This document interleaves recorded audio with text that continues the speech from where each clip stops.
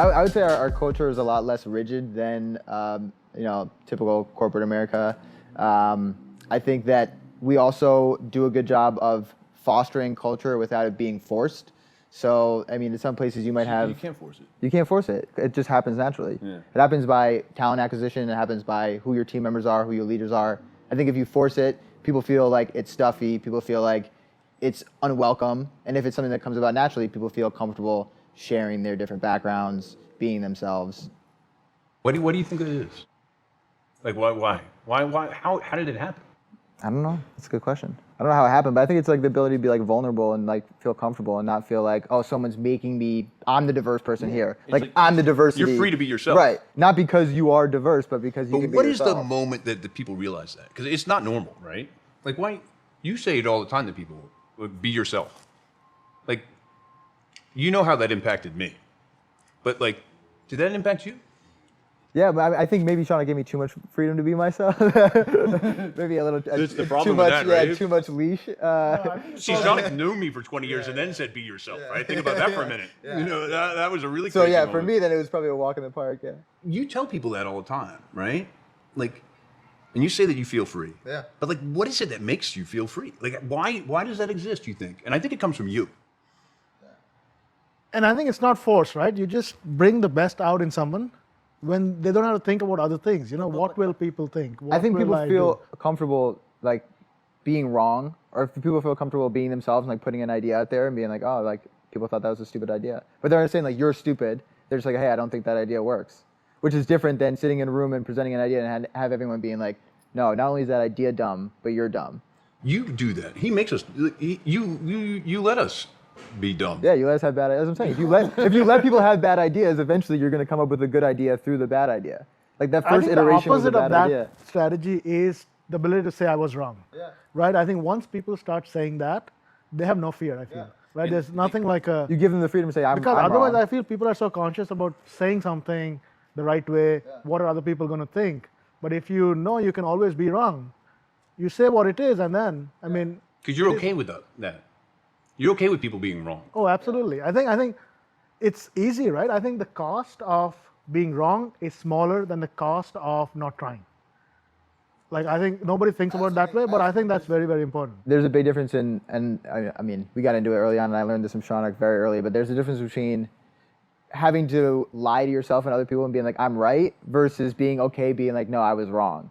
Yeah. When you're not allowed to be wrong, you blame other people for things go wrong. Yeah, and not only that, hold on, you blame other people, but you also are like, no, I wasn't wrong. Something else happened that made this not work, but I wasn't wrong. It promotes honesty in a way that allows you to then, quote unquote, be yourself, right? And if you think about like what you just said, like the cost of not trying is far greater than the cost of being wrong.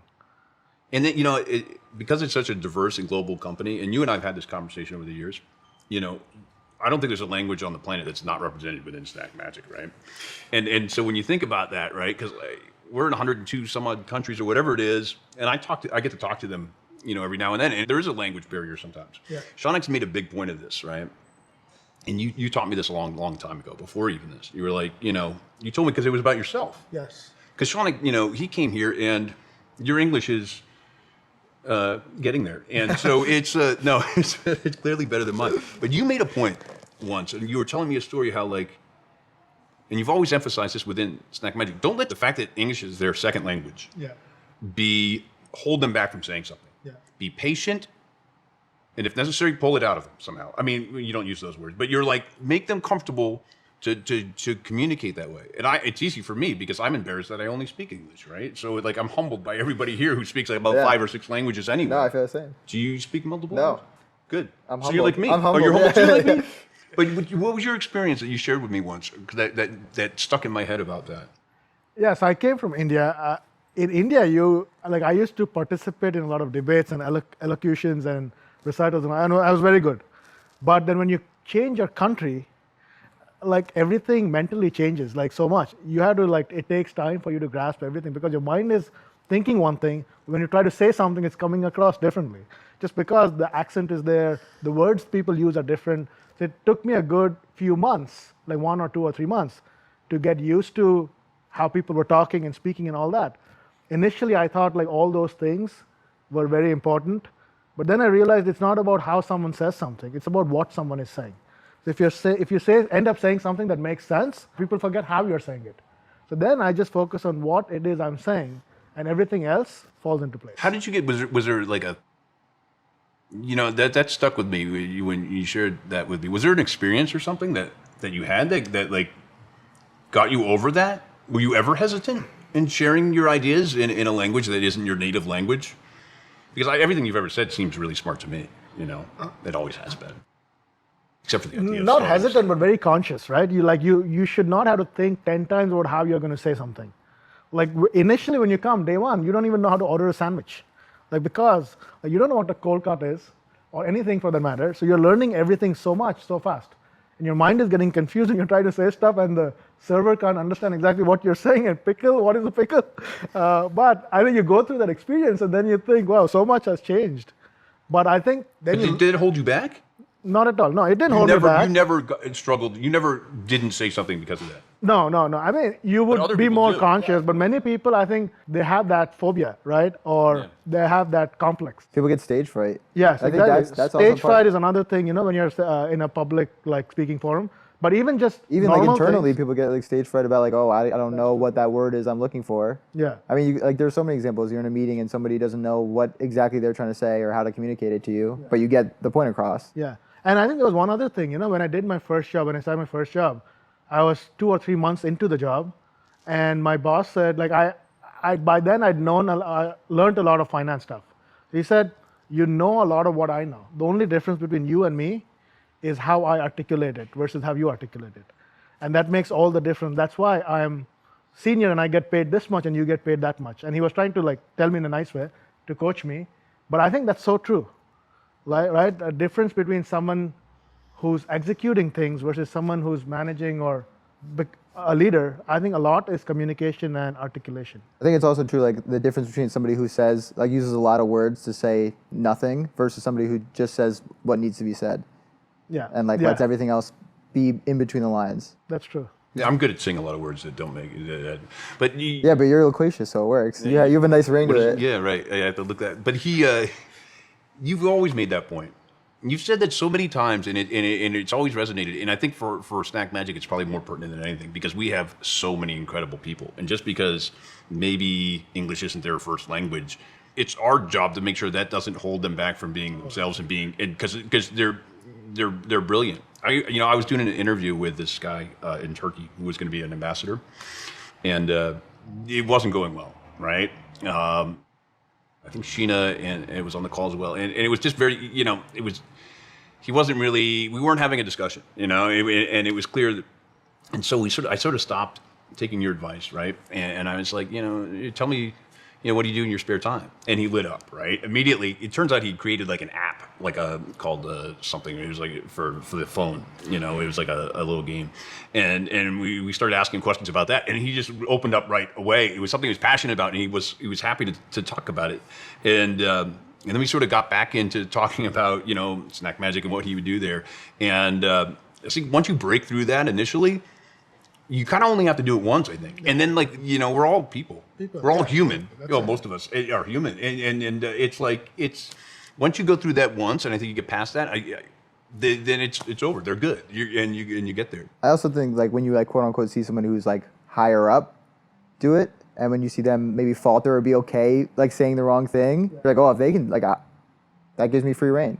For example, we were just talking about it earlier today. Nish sent me a text. And he meant to say, we should dig deeper into this. We should dig deeper into this. But he said, we need to dip digger into this. Right. And I was like, okay, I get what he means. I can make this work. But if you see somebody say that, maybe you're somebody who's in a meeting and you're like, oh, okay, we have free reign. It's okay if I don't know exactly what I'm trying to say. I spent years coaching Shaunak on how to use prepositions. Those little things the little words that make English flow, because he knew the words, but he didn't know the little teeny things in the middle that kind of make it sound right. You're welcome. Shaunak and I worked together a long time ago for a brief period of time, and we were at this company, and I had one of my kids came into the office that day. And Shaunak goes to take, you know what I'm talking about? This is great because this is a thing at my house now. And so Shaunak takes him to the kitchen and is like, hey, do you want an ice lolly? And my kid looks at you like, "Ooh, what?" My name has become Iceland Yeah. since So then. my In the kid Lavin calls Shaunak family. ice lolly. It's a popsicle. Yeah. Because we had popsicles in the freezer at work. And But that's the thing. In the UK also they call it ice lolly. Like Rachna calls it ice lolly. So it's not a I'll, regional I'll thing. take your word for it. I don't know. Yeah, sure. Yeah, That's it, right? I mean, it's unique. But there's so much talent out there, and I think that, to use your words, we're not going to let somebody's language or geographic location or heritage or whatever it might be limit the fact that there's huge talent there. Yeah. And I think that was your big decision to go global. Was just like, well, first of all, it was fulfilling an order anywhere. You want to send something somewhere, you come here. I mean, it goes anywhere. And but you then took it to a level which is there's so much talent out there. Why would we limit ourselves to just pulling them from here? People are afraid to even do national because they're like, oh, the time difference, and we don't even consider that Seriously. anywhere. That's true. Is there We a just time make it zone we're work. not in? Yeah, we just make it work. You can schedule a meeting with someone. But I think people underestimate the power of being global, like truly global as a company. I think like we are past that phase where things were localized. I think you'll see the next wave. Things are going to be global by all means. And I think like think about it. The talent pool is now open. You can hire anybody from anywhere. And that's just like free knowledge for everybody, right? Like you learn from each other. So different, everybody's so different. They bring a different perspective to the table. Yeah. It just makes like work so much fun. It turns out that all the smart people in the world aren't here. Who knew? Yeah. Who knew, right? Who knew? What a shocker. It's impressive. And you know what I learned? I could tell you, you name a country, I'll tell you how many hours ahead or behind it is from us because of all the calls you've made me do. And you could tell. And you could tell who's going to give you the snack box there. That's right. How they came up with the idea, or how you guys solved the problem of going global was classic startup example of, yeah, we could deliver a box there. And then they opened Google Maps, found the address, and then figured out how to curate a box in that country nearby there, and then somehow get it to somebody's house. It's impressive. And you take it a step further, and we've recruited so many of those people who used to fulfill our boxes. That's also an excellent strategy. It's tried, tested, you know them, they've proved themselves, and now they're part of the team. Not only are they part of the team, in many cases, their entire family has become part of the team. If you think about it, like we've got people, we had a guy. Generational. Multi-generational families. So we had a guy in South Africa delivering or working.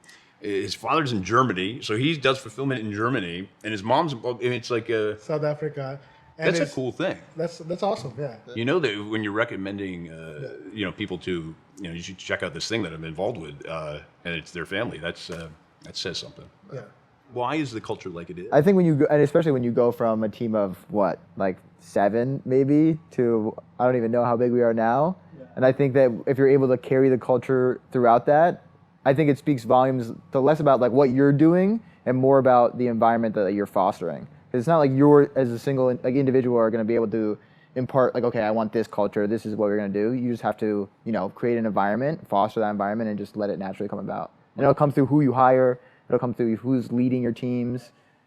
Yeah, more important than somebody's background experience is whether they're going to be a culture fit. Yeah. But do you think about that? Do you find yourself thinking about, like, as the team grows, that you get to a point where, or is it just, because I think it's an afterthought. I don't think people really are cognizant of what the culture is because they're in it. You know what I'm saying? I don't think you think about it when you're in it. I think sometimes, it's great to see, obviously, when you onboard new people, that they're just as excited, if not more so, than you are about what's going on and about what they've just joined. And I think that is like a testament to like, okay, something here is working.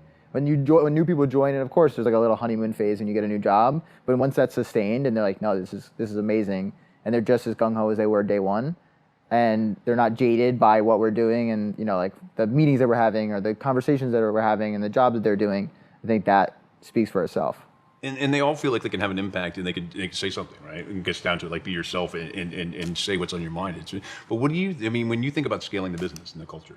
People were asking me when we were 5 people, like, how does this model scale? How will the culture scale? And then that happened at 10 people and 15 and 50 and 100. And it's still working. I don't think as much about what we need to change as we scale. I think there might be issues, but once we see those issues, we'll just address those specific issues. I don't think we need to change anything in a big way. And because it's not forced in any way, like you were saying, Justin, before, like it's easy, right? Like it's not like we are consciously trying to do something. We just know we want to do the right thing. Let everybody be themselves. Think about things from first principles. And I think respect each other, no matter who they are, where they're coming from, how many years of experience they have. So I think if we stick to some of these basics, I think we're going to get the right kind of people, and life goes on. I think the culture came from you, right? And these things, be yourself, everybody has something to say, you know, it's okay to make mistakes, all these things, right? I think that it starts with one person, and I think it then spreads. You don't have to focus on making a culture once you have one, and it does start with one thing, and then it spreads. I thought we had to find a way to make the culture exist as the company grew, and I've come around on that completely to now. You don't have to make it work. You have to consciously think about how not to screw it up. So it's not like you have to water this, you know, and grow a culture. You just have to make sure you don't screw up a culture when you have one. You know, I think that's what you have to do. You have to not do it. How do you screw up a culture? I think the first thing is if we become arrogant, or if we think we've done big things when in fact we've done nothing. I think that's the turning point. You've done something, but you know, I think you guys done. It's something's happened, but it's you're right. You know, you got to be humble. Yeah, and I think the other important thing is, it's not me, right? Like I've also changed in the last 7-8 years. It's like when I'm wrong, like I have people around me who tell me I'm wrong, and I need that a lot. I'm always looking for some to tell you that I'm not. It doesn't happen often. But I think that is super important, right? And I feel so proud that we have a team where people are telling me when I screw up. How do you think you've changed in the last 8 years? I have, like from a temperament standpoint, I've definitely changed, or I'm trying to change. Like one thing, like when you don't have money and when things are not going your way, you're automatically more stressed. And you've invested everything you have, there's no room for error, and there's all that stress. So I think, you have a lot more volatility between your worst point and your best point. And I think now what I've learned is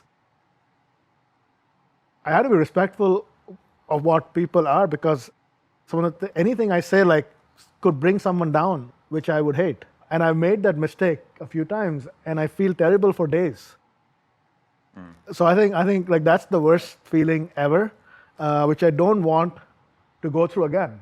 So I think just to avoid that, I just have to control myself. And no matter how frustrated I am, like I definitely don't want to bring down someone, right? That would just defeat everything that I want to get out of this whole experience. Yeah, I think that's one thing I always appreciated too. I remember there was one time, it was like a Friday afternoon, and we got into like a heated argument about something. This was back in the stadium days. And I left and I went to meet up with somebody for drinks. And like an hour and a half later, I get a call from Shaunak. And I'm like, oh man, like, do I answer this? Like, is this going to be good? Is this going to be bad? And I was like, you know what? I'll be right back. I got to go outside and answer it. And he was just like, hey, I just wanted to make sure like you're okay. Like, I hope you know, like, it's no hard feelings or anything. We're just trying to make everything work. Like, I'm not upset at you. Like, I just want to make sure everything goes well. He's like, I just want to check in and make sure everything goes okay. You're working on it. That's good. You challenge people in their reasoning. Yeah. I remember, we'll share a bunch of bad stories about you now. But so I remember. No, but I think you're more supportive than you give yourself credit for. You're very supportive because you allow people to make mistakes and you empower people to do things. There's like the Ray Dalio approach to like criticism, which is like an abusive, hostile action. You know, it's like a hand-to-hand combat form of criticism. I always say things that are not supported by things, and you always point those things out. You're like, but do you know that, right? You're like, you make people do their work. You tell people to validate ideas a lot. I think that's really. By the way, I don't think you've changed a bit in 8 years. I don't know where you think this growth is coming from, but you're just personal. You know, this human development aspect of it. I don't think you had a lot to work on as far as. I think you haven't talked to the right people yet. Maybe. I'll keep looking, but I think you've always. I think people. Not that you're perfect. I mean, look, we could spend a lot of time on that, but I think at the end of the day, you're. I think you inspire people because I think you're really a rational sort of thinker, you know? And what has amazed me, because I always knew you were smart, you know, the first time I met you, but I think what's really impressed me the most is like how you empower people. You know, like I feel like if you and I were given a task, you would do it better, okay? Just, you know, but you allow people to still do it. And even if they do make a mistake, you use that as a way to help them grow, and your feedback is usually around how they thought about it. What was their reasoning? And you challenge people on that, and I think it makes them better. So today, we were all sitting in the room, and or a bunch of us were, and I was like, look at these people. I mean, just like in awe of the greatness sitting there, right? Even you. And he goes, I go, don't you think like you created something? He goes, it's not that.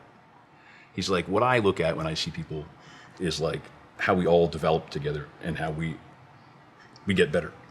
When we work on things together and then we work on them another project later, he's like, you could see like how we've all grown and how we've gotten better. And that's what he saw. I just saw a bunch of great people. He saw a bunch of people who had gotten better from where they were and where they can go in a weird way.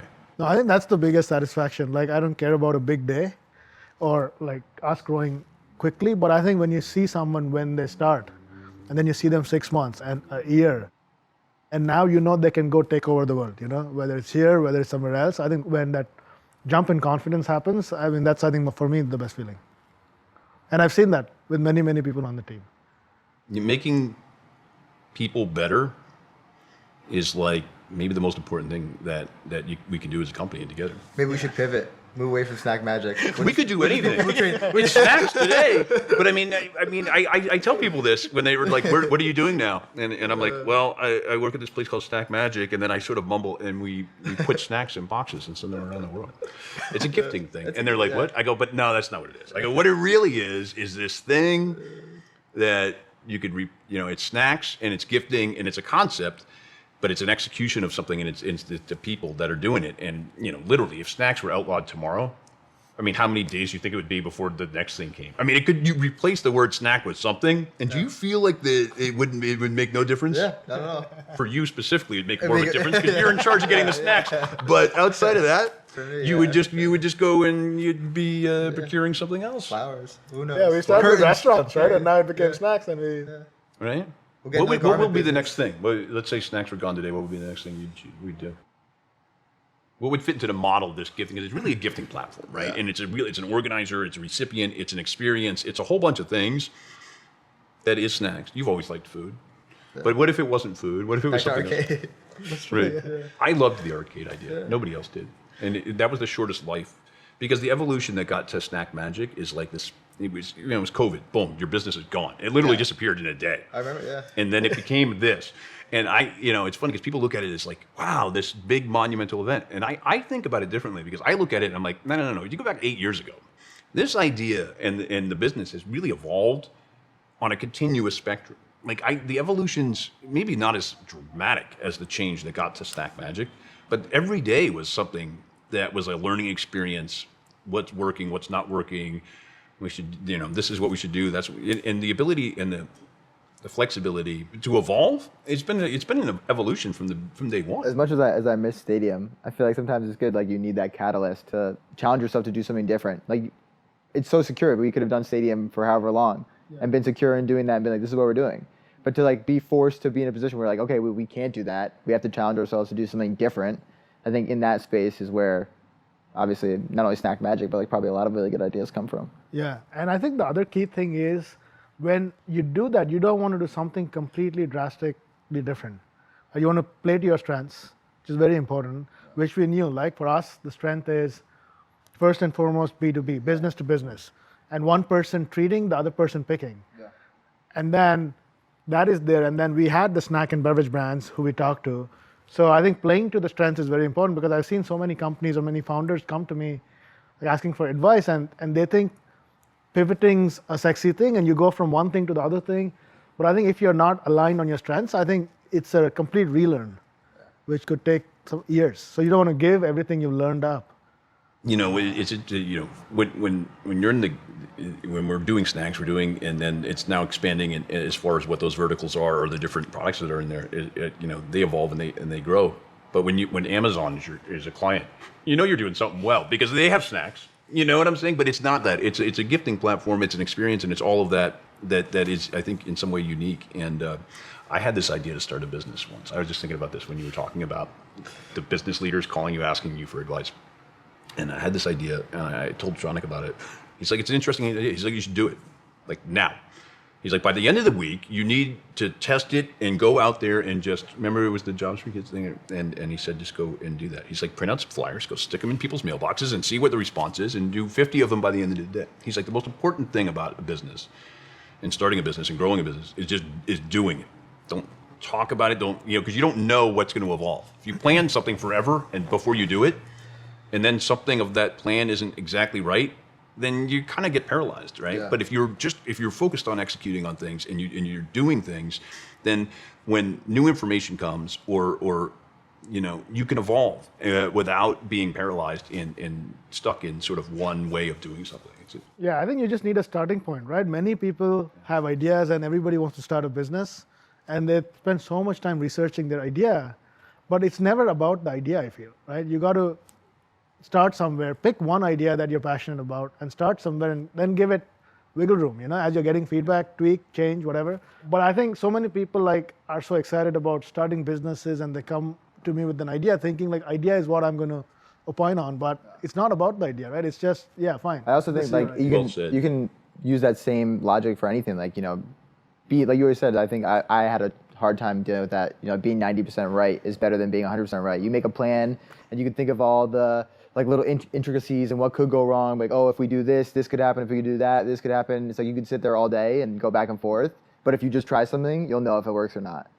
And if it works, great. And if it doesn't, all right, you go back to one of your other ideas and you keep moving forward. But any action is better than no action for the most part. Yeah. Doing something is scary though. Yeah. And I think 99% of the world focuses on the idea, doing the research, getting all this. I'll come up with a business idea. I'll put together the most amazing business plan, so well researched. I'll go raise money for it and whatever. And at the end of the day, it doesn't get executed. Or something needs to be tweaked and they just can't react to it. Yeah. Whereas I think what happens here, and maybe it's because you allow people to be, and the culture of Snack is okay to be wrong and it's okay to change, right? And we look for validation in things before we go all in. But, there's a freedom to try things and, it is about execution at the end of the day. It's not about ideas, it's about executing on an idea. And there's a lot of things that wouldn't exist today in the SnackMagic universe if we had thought about doing it before, before we just tried it. I think there's a lot to be said for just and trying it. I was on the opposite side of some of those things, where I thought something wasn't going to work. And then we did it because people who had conviction in that idea, they did it and executed on it, and now it's such a big part of our business. A bad idea, well executed, can work.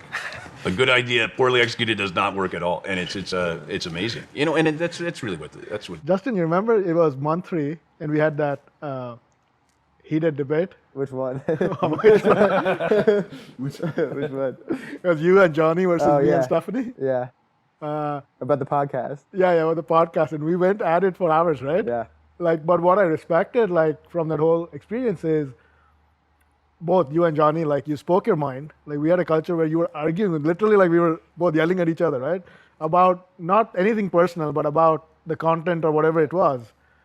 And I've had those kinds of discussions with many people. But I feel when I look back, I have people, they don't care about their job or anything. It's not they're thinking what will happen to my job. They're saying what they want to say without worrying about anything.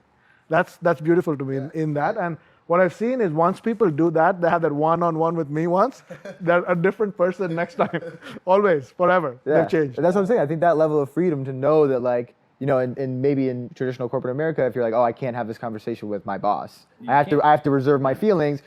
Okay, I'm just not going to say anything. Versus being in an environment where you're no, I am going to say something. Even maybe if I'm wrong in saying it, at least I have the freedom to be wrong and to say it and then be oh, I was wrong, man. That's my bad. Company-wide, there's this feeling where if you really are passionate about something, and it's so many people in Snack did one thing and now they're doing something else within Snack, and so there's that freedom. But there's this feeling that you can come up with an idea and present it, and it can get shot down. But there's there's this underlying encouragement. First of all, it's okay to be wrong. Yeah. But if you're really still passionate about it, keep bringing it up. Yeah. Go again. Yeah. You do a little bit more because and it's do it a little bit different. It's people who want to shift. They want to I'm really interested in trying this thing over here or whatever. Anybody can do anything. You just have to sell the idea, right? And it might get shot down 3 times if you think about it. But if you really are passionate about it and you do your work on it, it gets to where it needs to be. Yeah. One other question I had for you. I've asked Adam this question, but for you, many roles at SnackMagic are horizontal, right? People keep changing from one area to the other area to the other area. And there are some roles where you're going deep inside one area and trying to learn everything there is to learn about that area. When you look at corporate America, a lot is about siloing people, right? This is your area, this is your department, this is how you fit in your org chart. But one thing we do is we need that, but we have some people who are broad and doing different things at different points in time. What are your thoughts? One or the other or both, do they coexist? I think it can coexist, but I'm somebody in my personal life, I think being a jack of all trades and a master of none is better than just knowing one thing really well. But that's just like me as like a human being. That's what I believe. I'm interested in a lot of different things, but maybe I'm only like interested at a surface level. I'm not interested in going down really deep. So like a lot of people at the company may be interested in, like I want to try my hand and learn a little bit about marketing. I want to learn a little bit about sales. And that's great. They'll bring their learnings and their exposure from other areas into that area. And if somebody who's only really deep in sales or marketing, like you have your blinders on, you don't see what other people are from the outside are seeing. So I think it's like you need those people to go deep because you need people who have a lot of knowledge and can execute things, but you also need people who feel comfortable speaking up, maybe even though they don't have that background, to be like, hey, like I know I'm new at this and I'm just learning, but have you guys thought about doing it this way? Or have you thought about looking at it a different way? And if you're really deep in something, like that would have never even come to you. You would have never considered doing it that way. Yeah. Yeah, and I think we have both those personalities, right? And we need both, for sure. And there's no right or wrong. No. And I don't think like you can value one over the other and say like, oh, this person is better because they go deeper, or this person is better because they touch a lot of different areas. I think it's just they can both provide a different value. I think as you grow, and this is something that's interesting, because like when we were as getting ready to add a lot of people, and as that has occurred, one of the things that was thoughtful was putting together an onboarding sort of thing. And one of the components of that, or actually there's several components of that, is like, what do you do in your first week here, right? It's like, don't worry about what you're supposed to be doing. What you really want to be doing here is reach out to at least 25 random people, set up, Calendly links or whatever it is, and just talk to them and ask them what they do. There's something about the culture that I think also is maintained through the broad exposure that everybody at SnackMagic has to what everything else is doing, in some way. And I think when people know how what they're doing affects the whole company, there's a different level of appreciation, I feel, versus them just doing their own thing, right? So, which is why I think exposing them to different areas, even those Friday meetings that we do, I think does that. It puts things in perspective, and now they know the whole picture. The Friday meeting, you mentioned that, and then you were talking about Stadium a little bit ago, right? So if you think about it, like one of the questions that came up 2 weeks ago, I thought was a really great question. Like, during the Friday meeting, anybody can ask anybody anything, and it's sort of, that was actually a meeting more focused just on asking those types of questions. But somebody asked, if the world goes back to, an office environment, like pre-COVID days, will we resume Stadium? I thought it was a really great question, and I hadn't really thought about it, but it was like, And I thought your answer to that was interesting. There's always being open to doing anything is what it's all about.